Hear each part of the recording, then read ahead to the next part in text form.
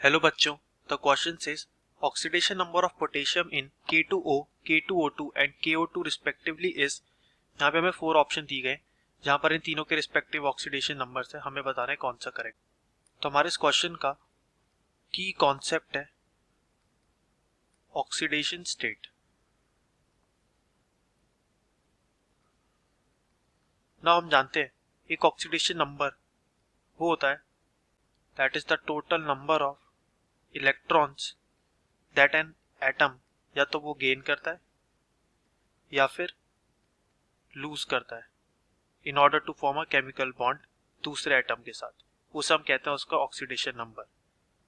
Generally oxidation number को हम denote करते हैं by the charge present on the ions.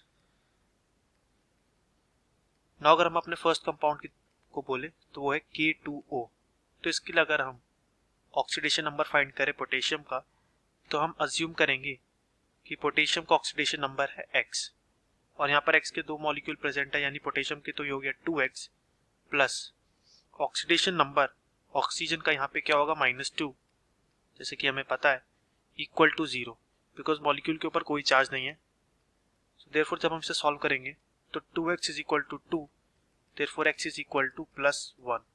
सो हमारे फर्स्ट केस में यानी K2O का ऑक्सीडेशन नंबर क्या आया +1। नाउ सिमिलरली हम फाइंड करेंगे फॉर K2O2 के लिए। नाउ हम देखें अगर ध्यान से तो K2 के लिए भी हम x अज्यूम करेंगे पोटेशियम का तो वो हो जाएगा 2x प्लस ऑक्सीजन के भी यहाँ पे दो मॉलिक्यूल है 2 मल्टीप्लाई बाय। नाउ यहाँ पर जो हमारी ऑक्सीडेशन की स्टेट है वो है -1 बिकॉज ये क्या है एक पेरोक्साइड है पोटेशियम का। So that is equal to 0।